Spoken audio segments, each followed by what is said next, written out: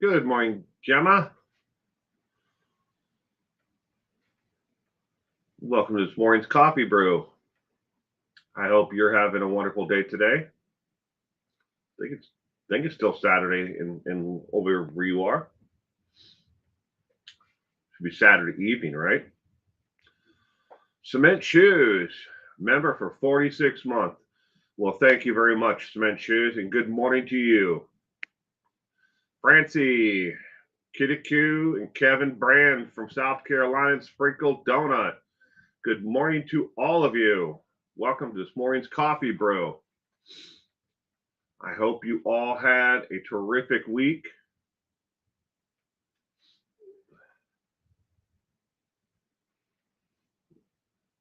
Good morning, Miss Kay, and welcome to this morning's coffee brew.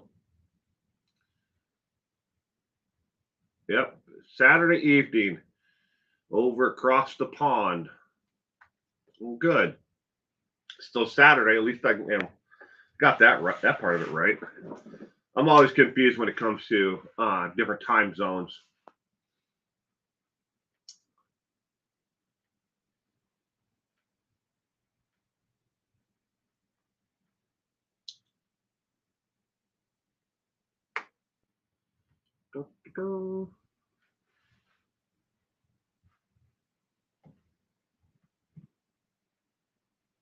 Just starting.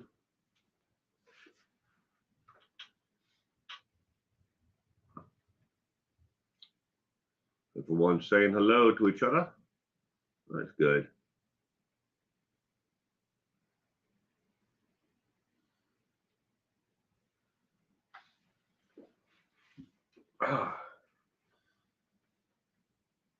Had a kind of an up and down night. I'm feeling kind of like right now. My son got up multiple times over the evening. He went to sleep, got back up a couple hours later, went to sleep, got back up again. He didn't have any nightmares or anything. He just is so excited for today because today is Saturday.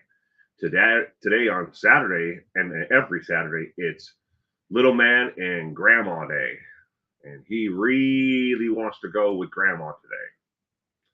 So he was so excited to get up, and it's like, hey, didn't want to miss it at all.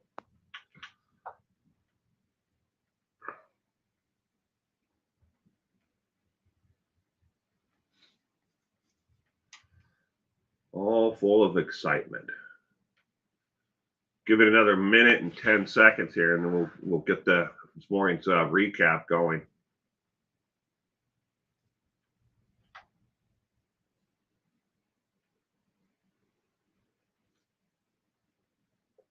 Now make sure you're not on top chat. That you're on all. You're on all messages. I don't know why they even have top chat. To tell you the truth, I can see why you'd want to use it in watching it so it's not live. But why would you want to do it any other time? But it always defaults to it, and then you miss the actual live messages as they come in from other people. Whereas if you're on all messages, you see them as they come in.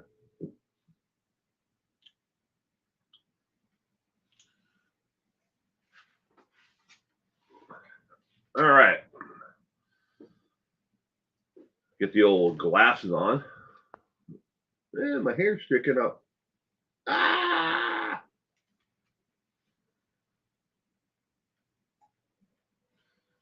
Good morning, Pippadot. Welcome to this morning's coffee brew. I hope you had a terrific week as well. All right, let's get this party started. This is the 226th episode of Coffee Brew. 226. If you've watched all 226, thank you very much. Come a long way since the first one. The following content contains news and ridiculous minor bouts of sarcasm and a high likelihood of spontaneous face palming. Viewers' sanity may be challenged, and laughter and highly probable are tears as well. Proceed with caution in a comfy chair and possible snacks. Wine or alcohol may be needed. You've been warned. But in all seriousness, this content is restricted to the ages of 16 plus on all platforms that I stream to. Anyone under the age of 16 who may be accessing this content is doing so because they are using someone else's account or they lied when they set up their own account. I must say this because I stream to multiple different platforms. It is not my responsibility, nor the advertisers who advertise on my content, not our responsibility to remove people who may be under the age of 16, nor do we have any way of actually seeing or knowing if you're under the age of 16 and accessing this.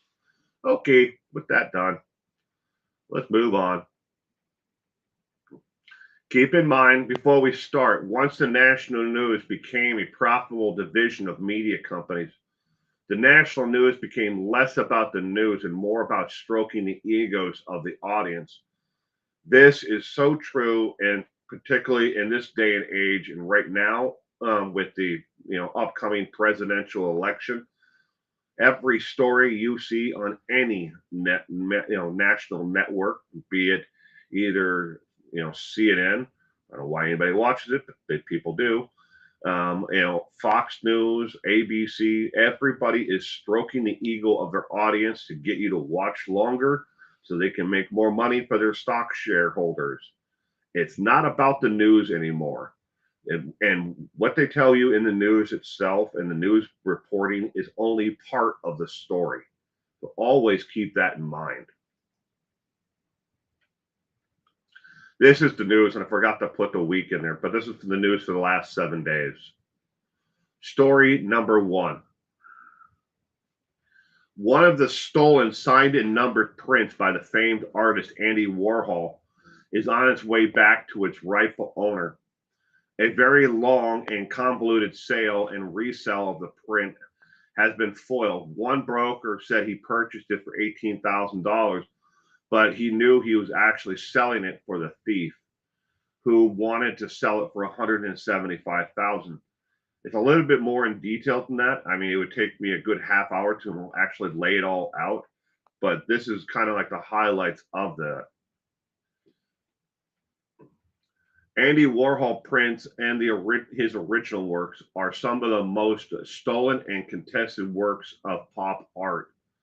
The FBI estimates that there are over 300 works that have contested ownership. For once, I cannot think of another example, but People magazine actually did an okay review of this case, and that is the link to. It's a pretty lengthy coverage of the actual Andy Warhol prints and contested ownership of the work. Now, the work in question that was, I'll give you a more, go back here. This is a print of Stalin, and there are several different variations of different colors. This is Stalin in gray. Now there is light gray, dark gray, green. There's also a purple of this exact screen print, and they were limited to 8 total of Stalin and 8 of Lenin, and each one of them was numbered and signed by Andy Warhol on the back and in the lower corner of the actual prints themselves. So I'm going to go to actual screen of me so I can try to explain this to you. Okay. So Andy Warhol, in case you're not familiar with Andy Warhol, he was a pop artist. He was along the lines of Juan Michael Basquiat and Roy Lichtenstein, 1970s pop artist. But Andy Warhol was also a figure in the music industry with, the Violent Femmes, Nico, and other, singers and songwriters. But we're going to focus on just this print itself. This print was stolen originally from a man that nobody knows who he is. I'm not even sure if the FBI at this point has been able to originally track down the original owner, because he was there. The theft was reported. Insurance covered the actual theft, and then the man, poof, out into the universe. Like so many of these private art collectors out there, he just vanished. Maybe they know who he is. Maybe they've been able to track him down. Whatever. The point is, when they after they found out about the theft and they found out that this other guy had the print and he was trying to sell it to a pawn shop. Yeah, he went to a pawn shop and was trying to sell it to a pawn shop who kind of knew it was one of the stolen eight. There's only 8 of these prints total ever that were ever made, and it's the only one in light gray. So the those who are out there in the art world know about these prints. They know how collectible they are, and they know when things like this get stolen. It's not like, oh, he was such a minor individual in the art world. People know about this stuff. But anyway, so that print got stolen. It got resold, and then another person was trying to sell it to a pawn shop or to an auction house, and they were trying to pass it off as an original. And they knew that it needed to be authenticated to go into a major auction house. But you got to know the provenance of where and how things. You can't just go to Sotheby's and sell a Monet or a Warhol or whatever. You have to have the provenance. You can't just say, I bought this Monet at a Goodwill store. You have to know how Goodwill got it. And then all of that has to be documented because somewhere along the line, it could be an actual stolen piece of art. And these are, in this particular one, just like Andy Warhol's Campbell soup cans or his bananas or any of his other prints, they have significance in the art world. And people know about, people know about these things. So, this is something that, when it did finally reappear in the FBI, put in together the sting operation to catch this individual, he actually forged a bill of sale to him for $18,000. No one's buying an Andy Warhol original print for $18,000 in cash. But that was his version of the story. And it quickly fell apart, his version of how he acquired an Andy Warhol original. But that's a little bit more background on the actual work itself and Andy Warhol, in case you're not familiar with who he is. He was much more than someone who just hung out with the band The Violent Femmes and made album covers for different works of art for different bands. All right.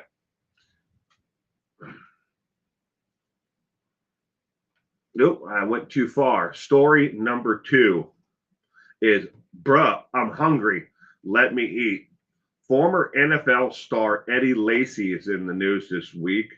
Who, in case you're not familiar with, and I don't cover a lot of sports on here, but I think it's interesting and pointed to cover Eddie Lacy in this context, who ate himself out of an NFL career. In case you're not familiar with the Green Bay Packers, and the NFL, that is American football. No, it is not like European football or any other football, but this is American football. The National Football League is what NFL stands for.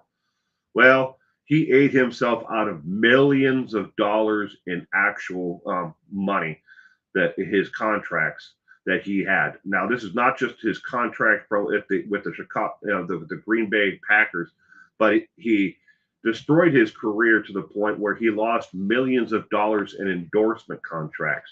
Everything from Gatorade to SG1, which is a supplement, company.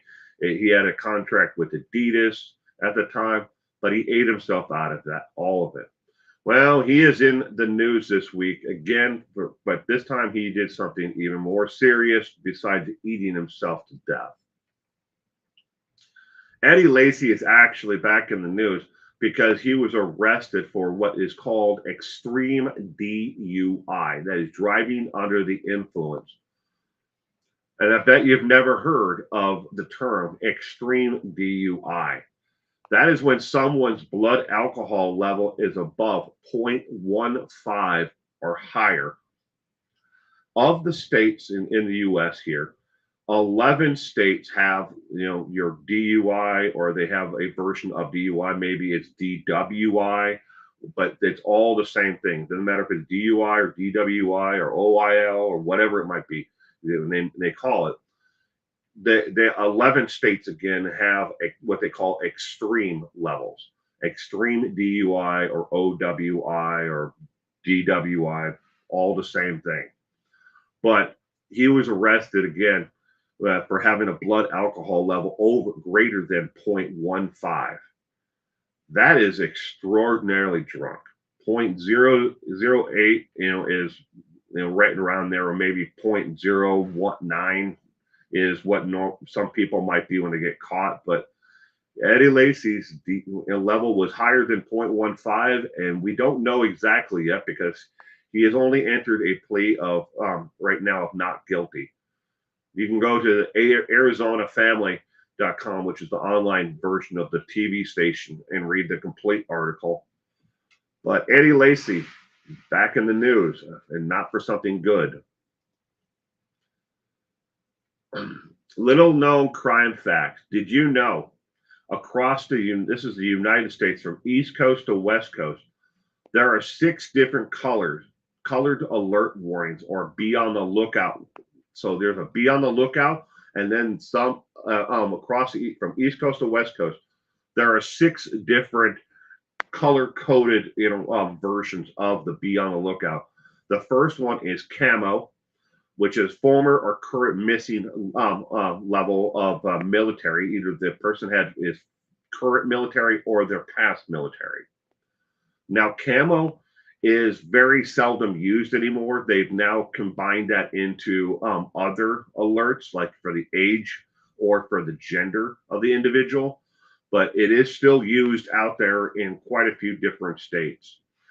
Red level is a level of high alert for first responders. That means that the individual who is wanted, be on the lookout for that person, has made or threats against first responders, or they are someone who is a first responder. Maybe they worked as an EMT or a fireman or someone else in the line of first responders. Silver level is a threat or endangered elderly person, someone who is older. There's also blue, which is a threat directly towards law enforcement. This is not somebody who is a former in law enforcement or has experience in law enforcement. They had to have made a threat against law enforcement. Then there is the clear level, which is they have either threatened or endangered adult between the ages of 18 and 64. The clear level is the most common one. They may not say that, well, we have a bolo out for whoever it might be that's missing. They may not say that it's a clear, because it's pretty much, unless they add another color to it, most be on the lookouts are for clear level. Black is a level higher for a missing, and this is the black level is mainly used when it comes to custodial interference with a child under the age of 12. So you may have be on the lookout for a missing child that is 5 or 3 years of age, or whatever it might be. They are black as the coded level for be on the lookout for that individual. And I might also say that there are other people out there. I went back. Sorry, I was going to read that about Eddie Lacy. All right, story number 3. But Eddie Lacy, at one point, again going back to that story, he once showed up for training camp 125 pounds overweight. He looked more like a linebacker than a running back. All right, story number 3. A now deceased. This is fireflies in the sky with diamonds, and I didn't just pick that that Beatle reference out of the air. A lot of newspapers actually covered this child's disappearance, Morgan Nix, and they either used sky diamonds or they used fireflies in it. And I'll give you a reason why here in a minute. But a now deceased suspect in the disappearance of Morgan Nix from back in June 9th of 1995 has been named. Billy Jack Lennox, a convicted sex offender who was questioned about the not questioned about the case, has been positively identified as a person responsible for her vanishing. Sadly, after all these years, Morgan Nix remains have never been discovered. Billy Jack Lennox's truck was searched back in 1995, and hair that may have been from the victim was found inside of it. But the hair was now been positively confirmed to be from Morgan Nix. On October of this past year, October of 2024, after the case was reopened in 2020, the case had gone cold all these years. They always suspected that Billy Jacks was responsible or had something to do with it because he was seen in the area. This hair was collected, and it was back then they didn't have DNA to say, okay, this is definitely from this individual. Back in 1995, the technology wasn't as where it is today. Well, the hair was reopened the case in 2020, and they sent the hair off for testing because it wasn't considered a high priority case. It kind of got treated and put on the back burner for a couple of years. Now, the hair wasn't sent in 2020 exactly. It was sent in almost 2022. But then the hair got tested. It was positively identified to have come from her. And they were able to link that she was in his pickup truck, but he's now deceased. And nobody knows whatever happened to poor little Morgan. Now, why did they use fireflies or sky diamonds in the article? She was at a little league baseball field that day watching a family member play with her parents when she had wandered off and was under the pretense that she was going to catch fireflies. She loved to catch fireflies and put them in a jar. Well, she disappeared and nobody ever saw her again. This story comes to us from the Center for Missing and Exploited Children. I do not have a link to that actual article, but you can go to the Center for Missing and Exploited Children if you want to actually read more about it. There may be some additional news articles out there that have covered, Morgan Nix, case, from 1995 to now. Her parents and her family have always tried to keep her story in the news. And this is out of Arkansas, in case you're wondering what the actual location is, so you know you're reading the right article.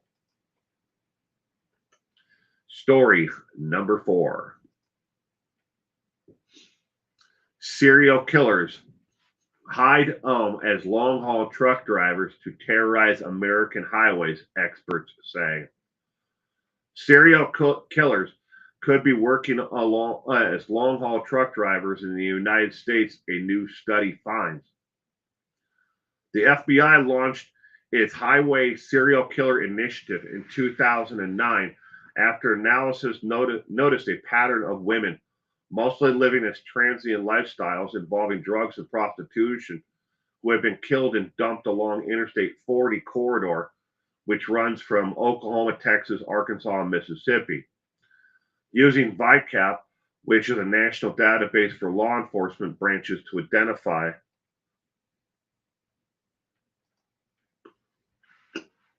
hundreds of victims, more than had ever been previously known. Between 2009 and 2020, VICAP, along with the FBI and state and local law enforcement agencies, identified 150 women along one single corridor, along with 125 missing along the corridor of I-90 and I-95, which dips down into Minnesota. That is a lot, within that span, again, from 2009 to 2020. Excuse me. If each of these missing women are victims of serial killers working as may have been victims of long-haul truck drivers, a total number is presumed dead would be between 400 and 600 women. taking, again, the I-90 corridor, I-95 corridor, along with the I-40 corridor down, that runs again from Texas to Mississippi. And just those 200, those two areas, it's approximately 220 that they know of that are missing from each corridor. And it could be as high as 400 to 600 women. That's an awful lot of people, ladies and gentlemen. We're missing from two different corridors along the highway system in America. But you can, the following link is a VICAP, the FBI story. Sadly, I can't share the one from the FBI because I cannot post links directly to the FBI, and on anything online. I can't even put them as reference because they kind of want to know, why are you sending people to the FBI page if you're not going to actually, if you're not an agent, you're not somebody who is an established media outlet. And I am not considered an established media outlet. All right, it's time for real or fake. Can you find the real news story? Here's the deal. I'm going to hit you with three wild stories. One of them is 100% legit, no joke. The other two are totally made up, like a bad infomercial at 3 a.m. They might have a dash of truth sprinkled in, but I've twisted them into a pretzel of absurdity, or bent them to some ridiculous narrative. Your mission, should you choose to accept it, is to just drop in the comment section here either a 1, 2, or 3, whichever you think is the real deal. No need to call out the fake ones or break them down. Just focus on sniffing out the sweet nugget of truth. All right. Again, all you have to do is put a number 1, 2, or 3. I'm going to present you 3 stories, and you tell me which one is real. That's all you need to do. Story number 1. An 8-year-old girl steals a car by hot wiring it. She learned how to do it by watching Grand Theft Auto and practicing doing it on a junk car her father had. She stole the car and went for a joyride, picking up her friends, all ages 8 and 9 years of age. Buckle up, Buttercup. Is this the real story, or is the next one the real story? This is the first story. This is story number 1. Story number 2. Buttercup is on the run. An 8-year-old boy from Detroit, Michigan stole his grandmother's car keys and went around cruising up and down the main drag until the car ran out of gas. This joyriding 8-year-old did this for over 3 hours and nobody stopped him. Is this the real story? This is story number 2. Buttercup is on the run. Or is story number 3 the real story?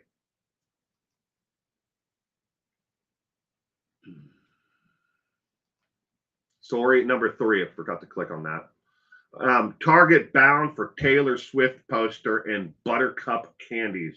An 8-year-old girl stole a car and drove 13 miles to Target to go on a solo shopping trip for a Taylor Swift poster and butterscotch candies. She only hit one mailbox, but hey, I know adults who can't drive that well, and this little girl is only 8. Is story number 1, story number 2, or story number 3 the real story? Again, one is real and the other ones are completely made up. I'll give you a minute to think about it. Which one do you think is the real story? Story number 1, 2, or 3?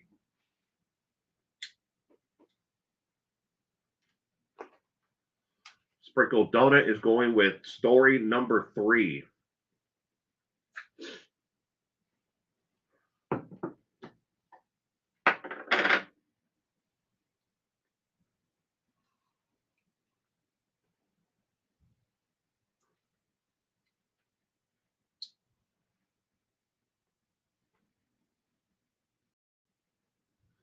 Kitty Coo is going with number 3 as well.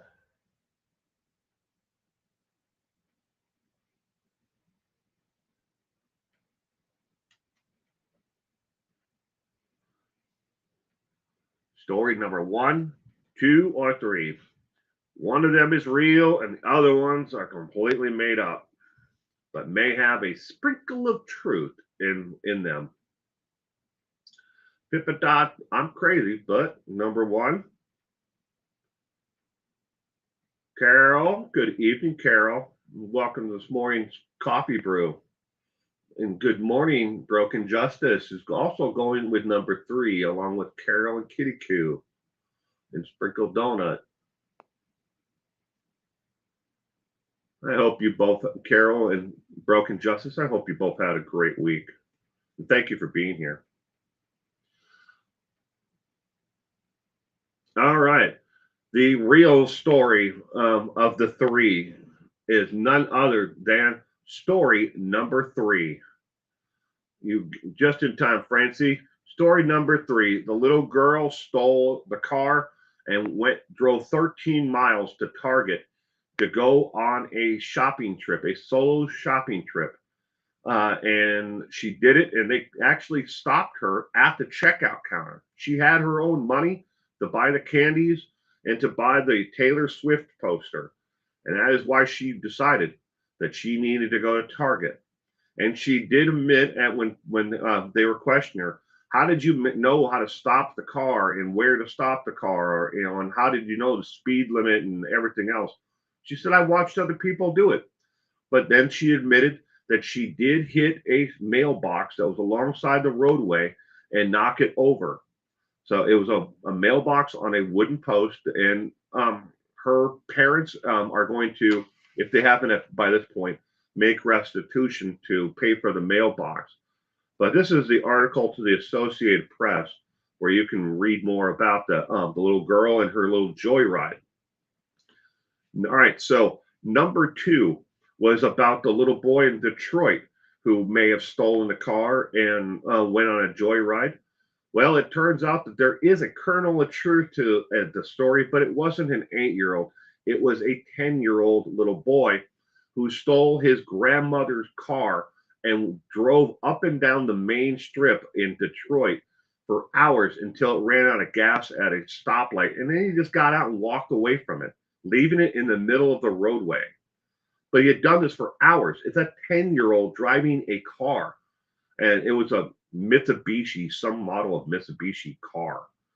But he drove it up and down and then left it in the middle of the road. Story number 1 is 100% fake. I made that one up myself. I based it off of story number 3. But the story number 3 is the real story. If you want to read more about this little 8-year-old girl who, went on a joyride and then went to Target 13 miles away from her home to go on a shopping trip, you can read more about it at the Associated Press. Thank you again for everyone who was here this morning to hang out for the coffee brew crime recap. The chat is still open if you wish to hang out for a little bit longer. You don't have to take off yet. Could you imagine driving? You look over and an 8-year-old is driving beside you? No, I can't imagine that. Now, back home when I was younger, I don't remember what age I was, but I had to be in that 8, 10 years of age, somewhere in there. But we used to have an old Chevy pickup. It was it was a full-size truck, but me and my sisters couldn't reach the actual gas and brake pedal. So my father extended the braking gas pedal with 2x4s and some bolts and screws. So it was attached to the braking gas pedal. So it was actually up farther, so we could actually work the brake and the gas pedal. Now we never drove on the roads. We just drove the truck around on the farm itself. But never drove on the streets. And but I mean, it wasn't uncommon to see teenagers driving combines and or pulling a pickup truck and another piece of farm implementation back then. I mean, of course, that was the 1970s. I'm sure a lot of things have changed now. The only time I ever go back there, I go back and I visit everybody, but I don't exactly, pay attention to who's driving what on the road. You started driving when you were 5?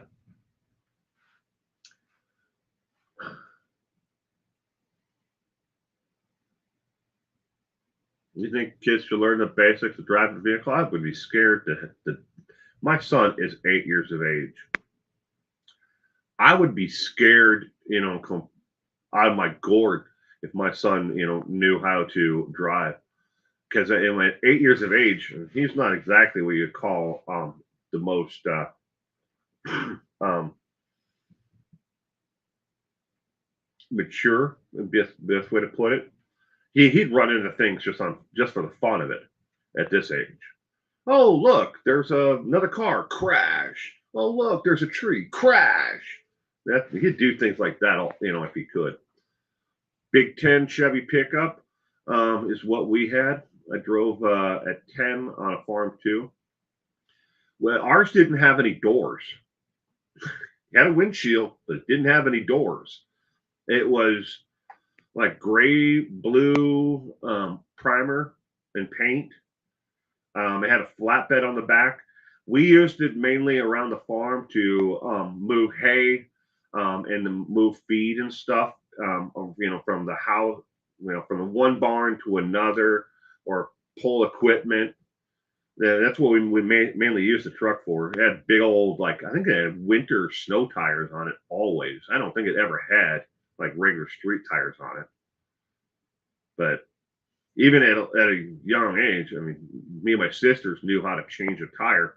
One would hold the lug nut wrench on it, and the other ones would jump up and down on it to break the lug nut loose if we had to change a tire.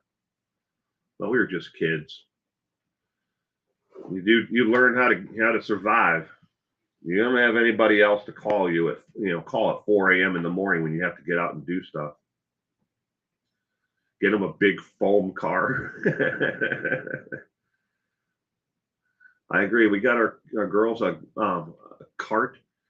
Are fixing it to upgrade to an ATV with a key and his reverse, so we can start learning to parallel park. 13 and 10 years old. Wow, a go kart. That's cool. We never had ATVs. Nothing like that.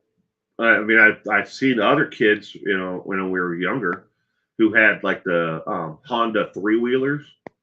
Not us. We didn't have anything like that at all. I had a dirt bike. I was probably 12, somewhere in there. I had a dirt bike and an old enduro, Yamaha enduro. I had that, but that was just for messing around on the farm. I would take it out whenever I had to, like, mend the fences or whatever else. But I was about 12 years of age when I got that. But never had any, ATVs or three wheelers or anything like that. Otherwise, you walked.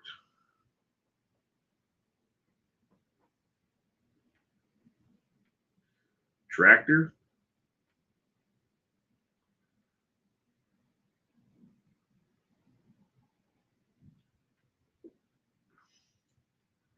I had to jump on it and break the lug nuts. And you were 19.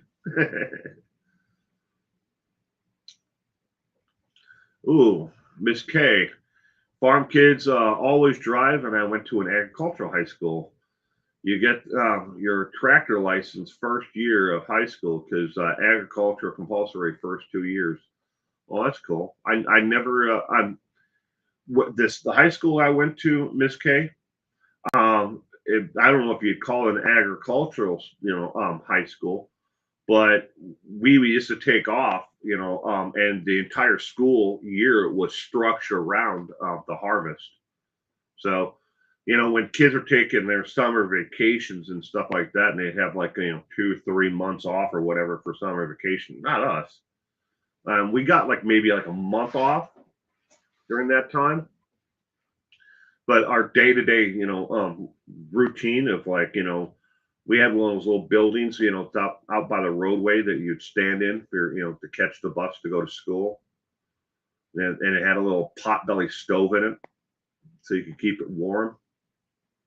But yeah, we didn't have anything, like a normal, I guess, typical normal schools. We had all the other classes and everything else that of a normal school, but I wouldn't call it an agricultural school. But then again, maybe it was structured, and they called it an agricultural school because there's nothing around there except for farming. This is back in Wisconsin.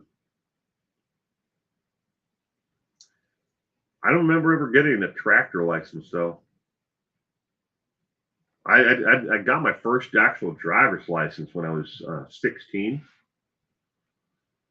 I don't remember if you even had to have a tractor's license unless you went on the county roadway.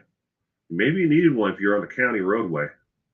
But I mean, our property ran alongside of the county road. Like I guess they call it a highway now, or state highway. It's only 2 lanes, but half of our family lived on the other side of the road. So the only time we ever crossed the roadway with either the pickup truck or anything else was to go over towards the other side of the family's farm. Then the other part of the family had their farm here, and we were here across the roadway. Is one thing that separated us.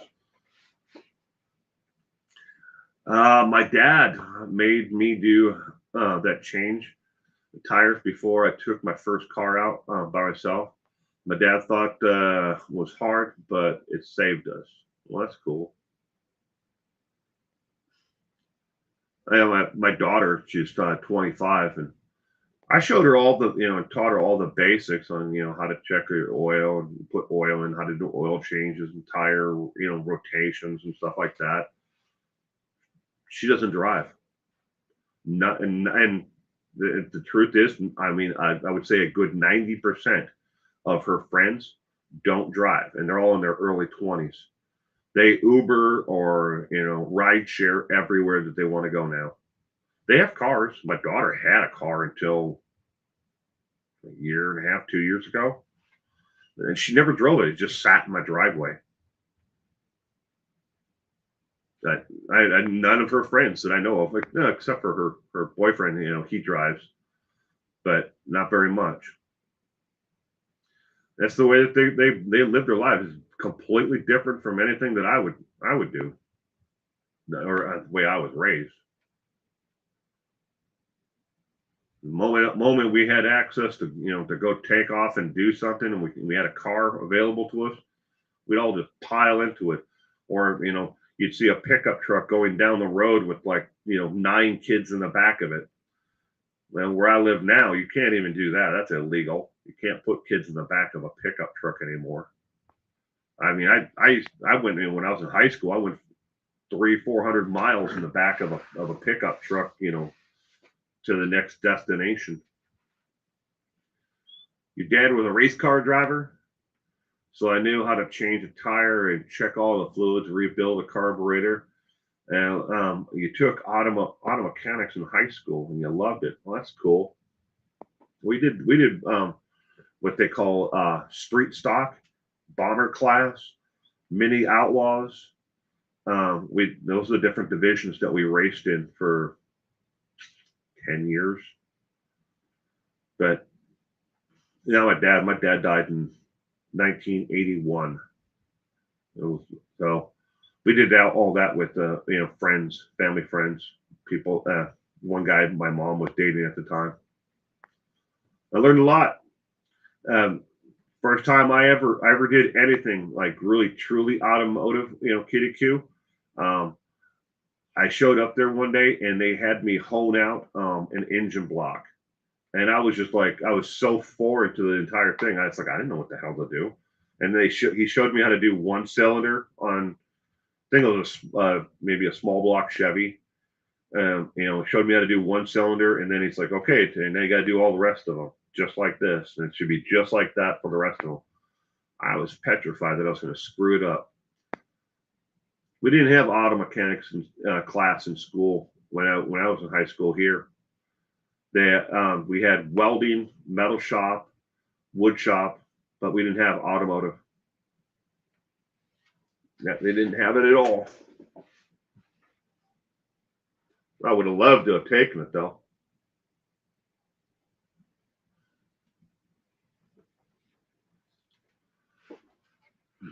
Hmm.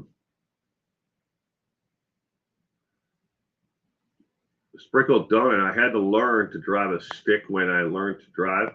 My dad said that was way I could drive any car. I remember the first time I drove a stick. It was the GMC pickup. It was probably, I would say, 76 GMC. Maybe it was a Sierra or something like that, but it was white. And it had the three on the tree. And I I panicked. And instead of hitting the brake, I hit the clutch and I kept on hitting the clutch over and over again. And then I panicked, and I hit the gas pedal and I spun the truck out in my neighbor's front yard. And my dad made me go back and fix the yard, apologize. Well, first apologize to the neighbor, and then fix everything in his yard. I mean, I didn't hit like any trees or shrubs or anything like that. It was just grass. But he made me go back and fix it all. I spun that truck. I remember it just right through the corner because the house was on a corner piece of property, and I spun it right across the front of it. Taught me a very important lesson. That to be responsible for your actions and everything that you do. My dad was all full of helpful things like that in life. You did something, you screwed up, you apologize for it, and then you make it right immediately. So I had to go back and over again, and I fixed all the the whole tire marks and the grass, and replanted grass seed, and mowed the man's lawn, and everything until it was perfect, right back to the way it was before I did that. You taught your husband and both your sons, was it how to drive a stick?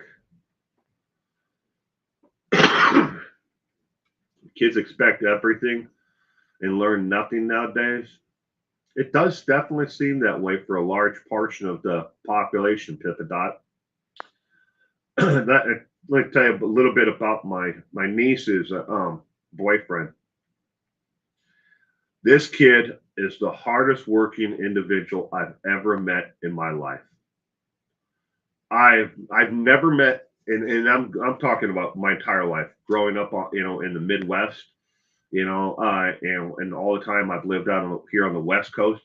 I've never met someone so determined, to learn more, and has an ethic and morals that is beyond anyone I've ever met. I know I've met kids that are book smart, who've gotten advanced degrees by the time they're 30. This kid works at McDonald's, and every moment the kid is awake, he has a textbook in front of him, and it's always either auto mechanics or heavy machinery. He's teaching himself, and he works at trying to improve his life. On top of that, when he started dating my niece, she was a high school dropout. Yeah, she just stopped going. She didn't see the need for an education. All she wanted to do was sit around and smoke weed and watch cartoons all day long, because mommy was paying for everything, and so was her daddy. And nobody could get through to her that she needed to go back to school and at least get her GED.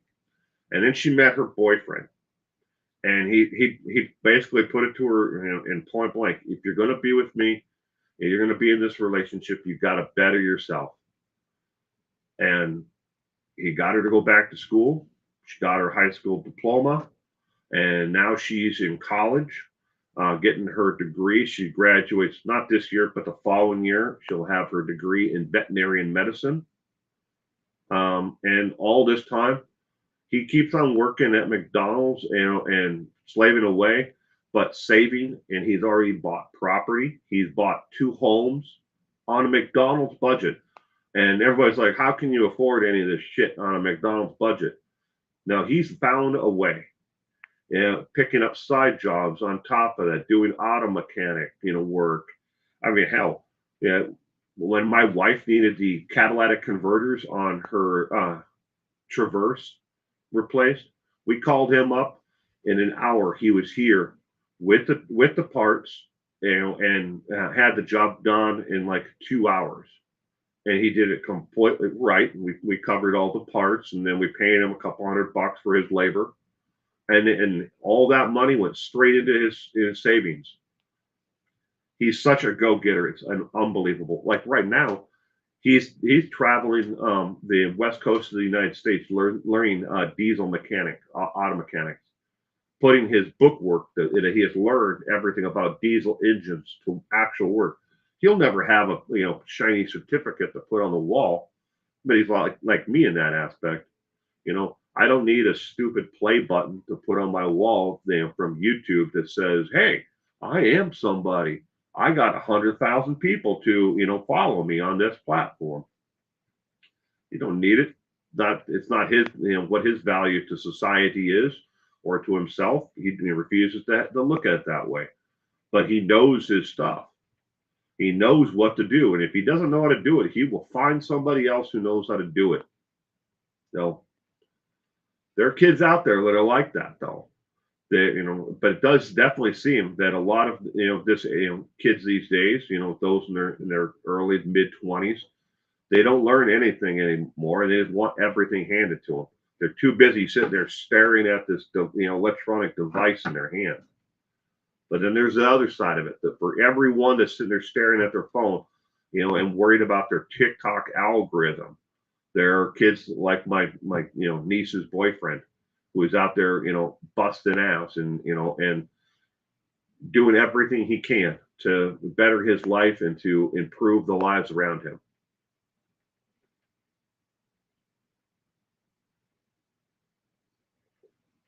When I was in high school, Pippin, I worked at a movie theater, drive-in movie theater, along with my friend Steve.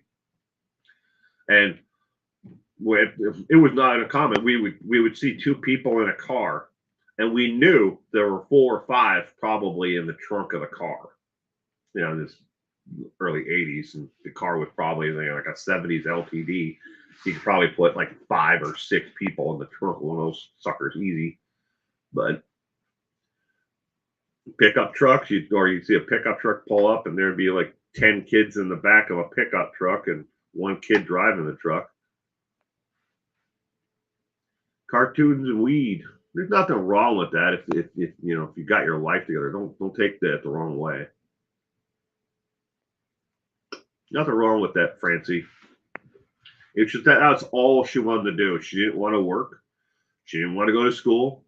She didn't want to take part of any kind of family activity. She just wanted to get high and watch cartoons, and that's it. And that's all she did. She did that for 3 years before she met her boyfriend.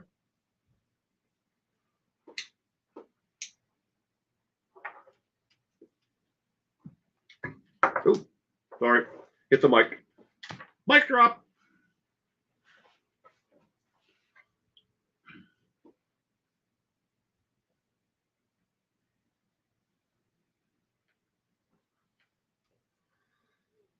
Yep. He actually sat and not at an actual like college or trade school, and he took the final examination without ever going a single day to become ASA certified as a certified auto mechanic, and he passed it. He missed 1 question on the entire exam and never even went.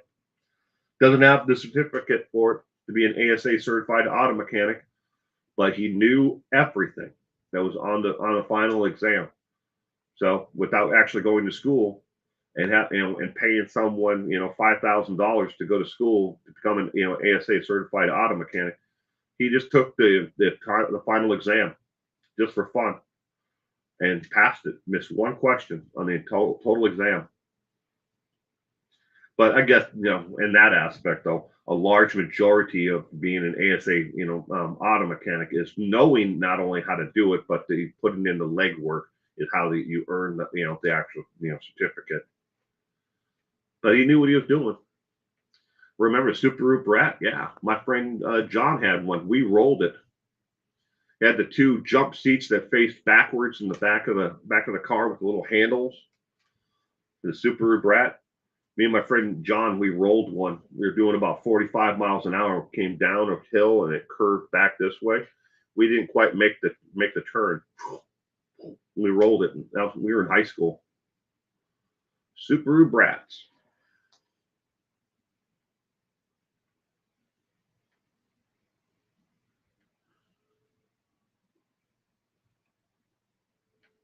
No, he does not.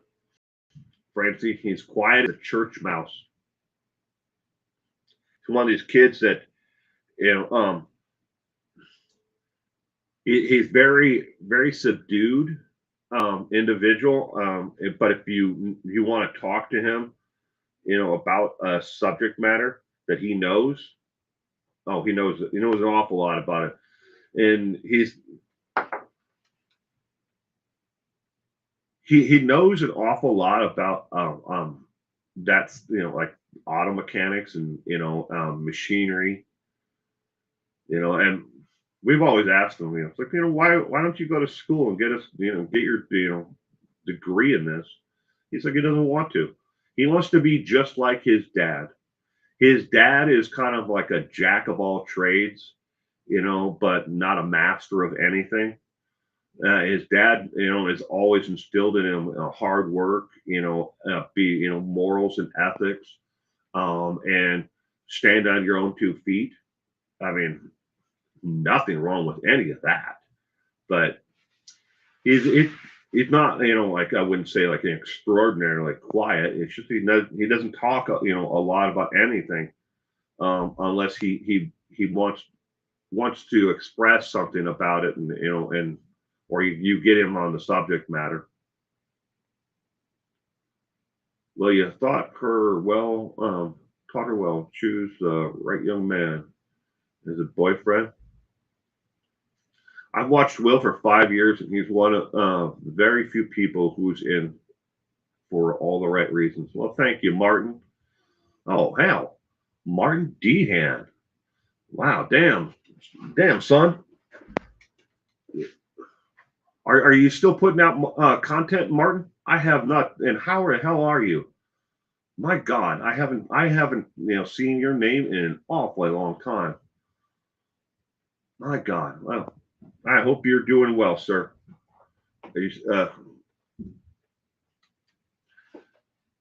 a blast from the past right there, Martin Dehan.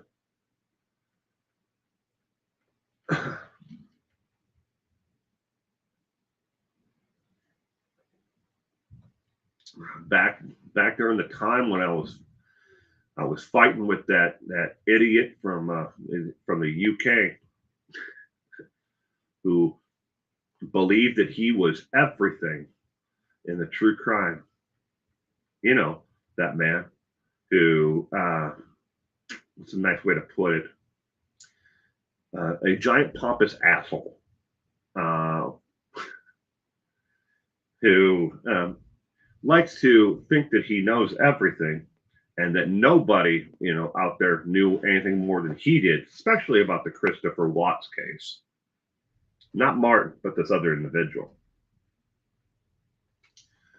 I've seen doctors sit exams at the cost of $100,000, fail, and they don't get their money back and can't resit for the exam. They have to wait and pay another 100,000. That would suck.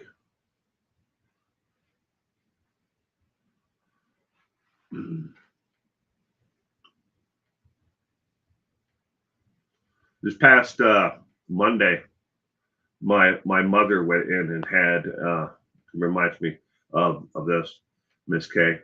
My mother went in and had a defibrillator and pacemaker put in on Monday.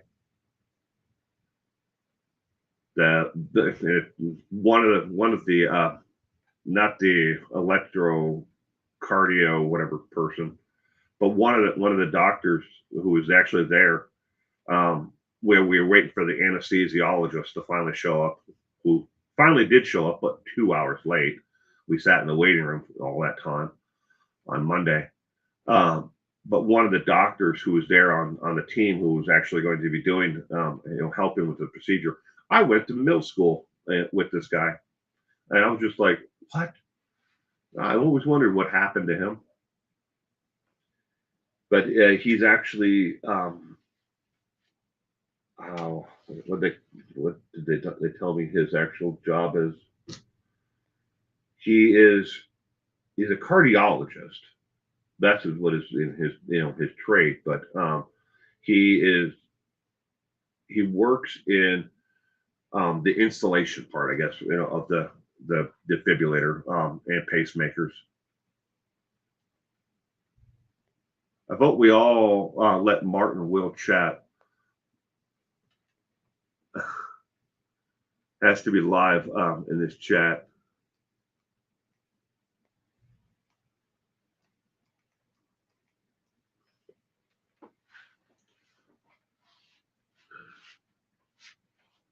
I think I don't know, who was it? There was somebody that back then that turned me on to the band Ghost.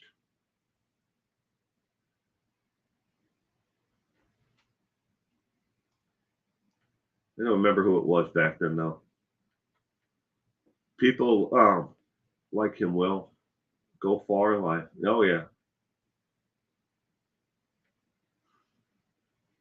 Were you moving to the UK with your fiance? Well, that's good, Martin. Armchair detective. Well, gee, Miss K, you're a very good detective. I didn't want to say the name, but you figured it out.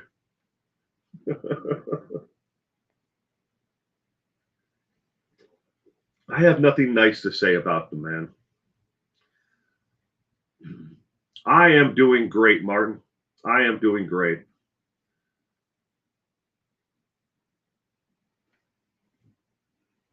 And I hope you are as well.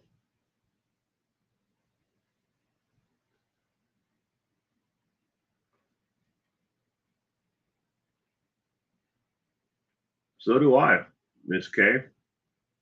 It's been an awfully long time. Like, gosh,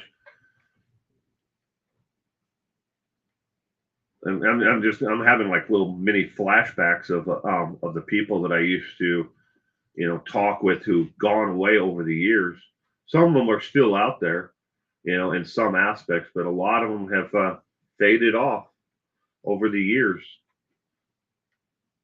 You know, from back when I started all this, 6 years now. This is 2024. Into this year will be 6 years that I've been. I mean, that's 28. Well, 2018. I put out some content in 2018. Didn't really start doing this full time, or had taken it seriously until 2019. Oh,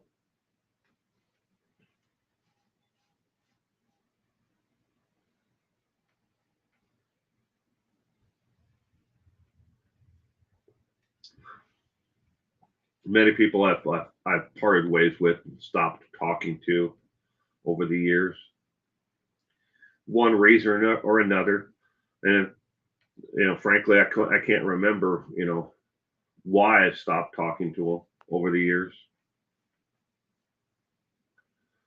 The guy you're talking about is getting his sentence in civil case this month, by the way. Taking a long time, looking time. Hmm.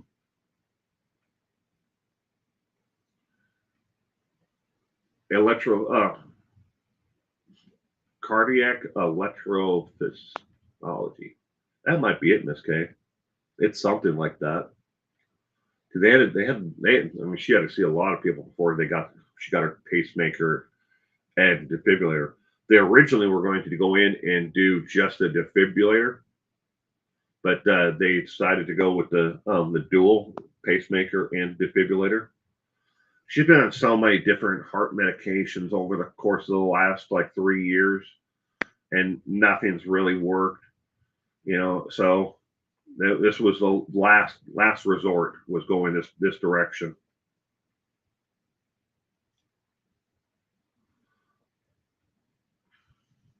And the poison idea, ghost and the poison idea.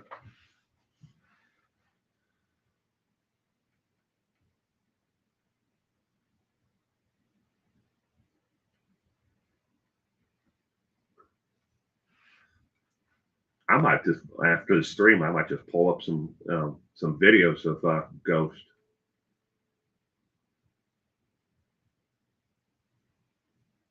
Now, Martin, my memory serves me correct, is a guitar player.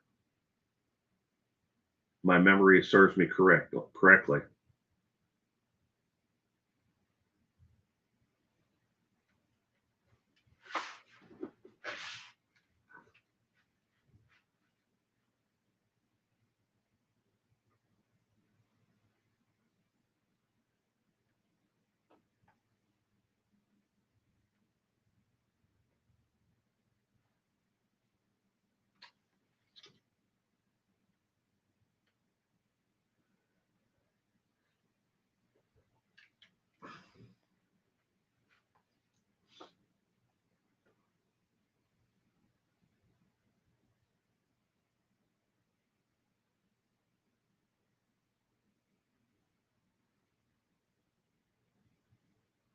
Oh yeah.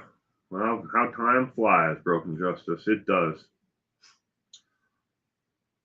And thinking back on it now, it's like where did 6 years go? I mean, really. I mean, my son is like that. One day, your child is born, and then you look forward to them walking, and then eventually, you have the other things along the way, walking, and then their first day at school, and these big milestones in life. You look forward to them, and you celebrate them. That and that's all happened in the last 8 years, 6 years that I've been doing YouTube. It's just like that. It goes by so quickly. Will, what's your favorite Halloween movie? Francie. What's my favorite Halloween movie? I don't know if I really have a favorite Halloween movie. Um, I've always been partial to zombie flicks. Me and my wife actually collect DVDs of really obscure B, zombie flicks. But comedy wise, Halloween movies, Shaun of the Dead. And we like Nick Frost and Simon Pegg, and we've been fans of their work for an awfully long time. Um, George Romero and his Night of the Living Dead, but then there's also like Rob Zombie did a really good remake of Halloween, the movie itself. It really it'd be hard to I don't actually sit down and think about it. I don't really have a correct like answer for that.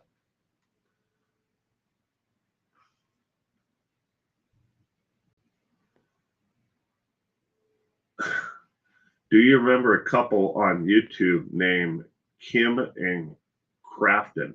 No. Um,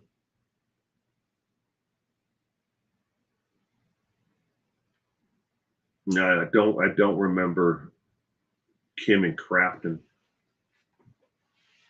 Obscure B movies are a blast. Yeah. Um, Well, I mean, when I talk about like zombie movies, B-rated, zombie movies, like zombie strippers, that is like that wasn't like straight to DVD or VHS. That was a movie that didn't even make it to DVD or Blu-ray or anything at all. It went straight into the obscurity, and then years later, it was released on VHS and DVD. But we have all kinds of like DVDs like that of zombie flicks. I'm cutting things a little short. Have to take off now. Take care. See you all for trivia. Be safe. Well, you as well, Pippadot. You as well. I need to take off here soon myself. Francie, I have to go feed my family. My responsibility this Saturday to make breakfast.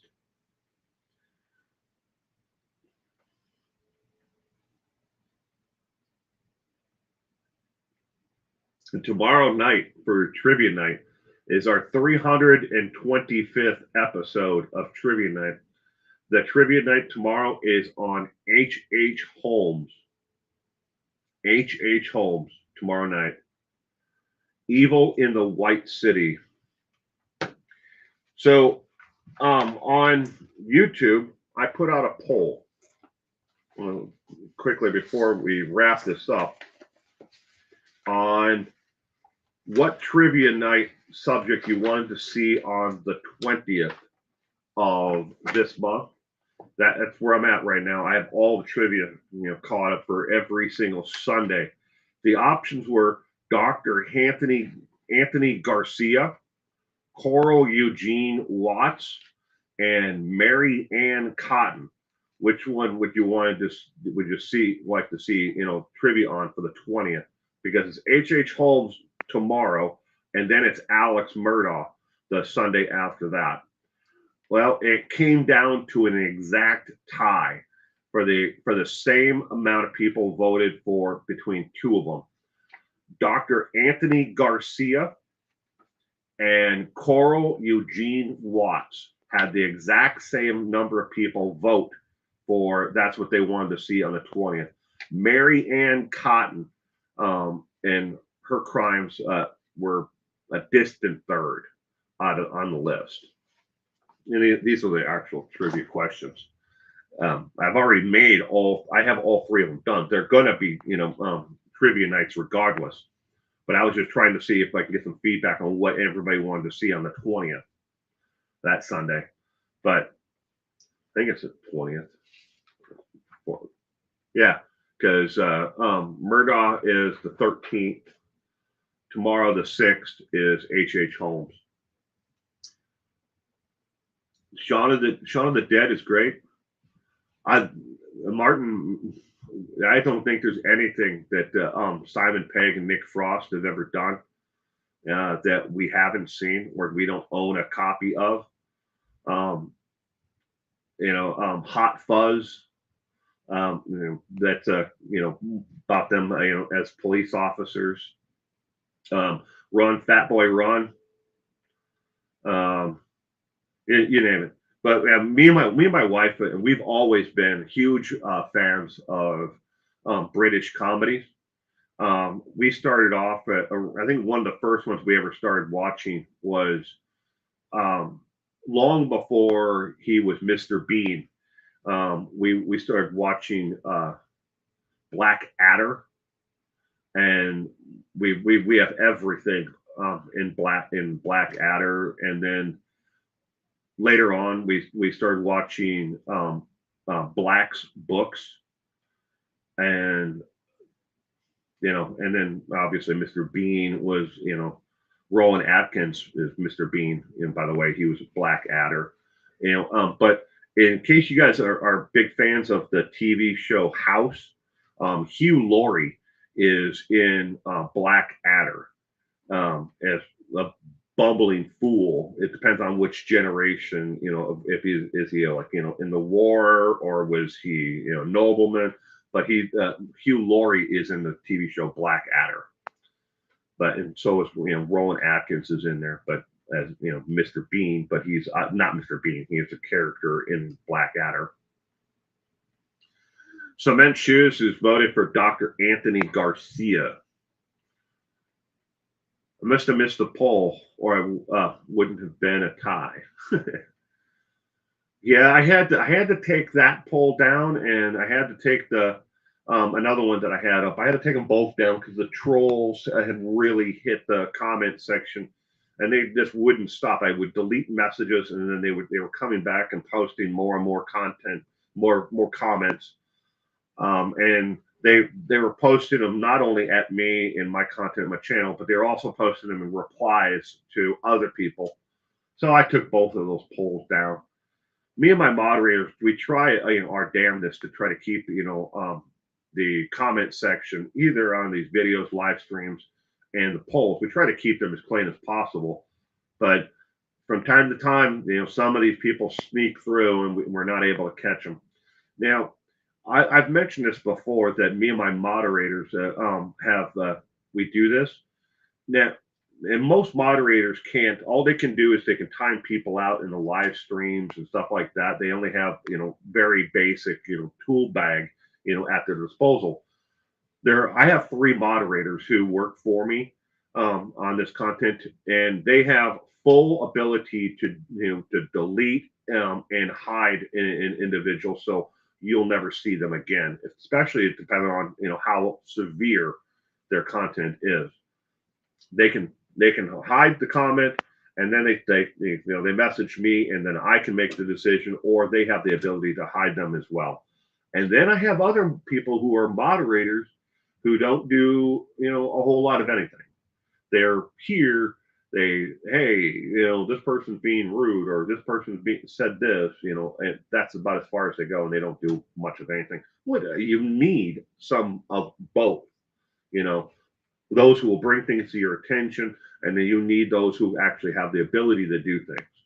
That's the way social media is. You have to have this stuff.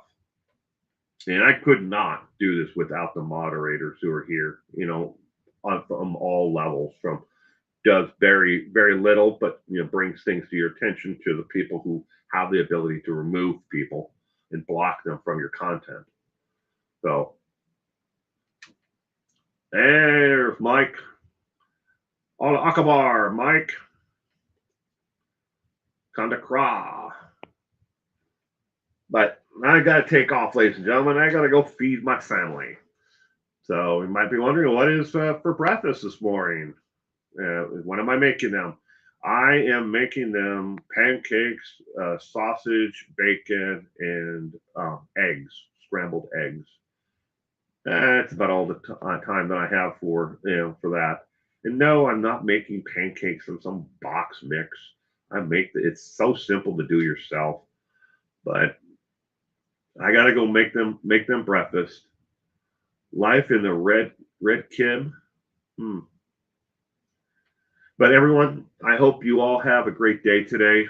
Don't forget to hit the thumbs up if you enjoyed this content on your way out. Subscribe if you're not a subscriber. I really, hope to see you again tomorrow night. Like every single Sunday, we do live crime trivia on this channel. And it is at 4 p.m. Pacific Standard Time, 5 o'clock Mountain, 7 o'clock East Coast of the United States. So judge accordingly upon that for the trivia. 20 questions, all multiple choice, A, B, C, D, or E, or make up your own, possible answer as well. A lot of people enjoy doing that, and I enjoy reading some of them as well. Actually, the vast majority. But anyway, everyone, take care. Until next time, you stay safe out there. And as Purple always points out, you never know who's going to be standing next to you next, or you never know who is going to be knocking on your door next. So, bye.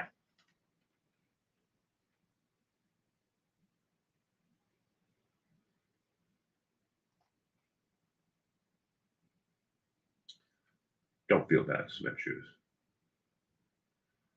You don't have to do any of it at all.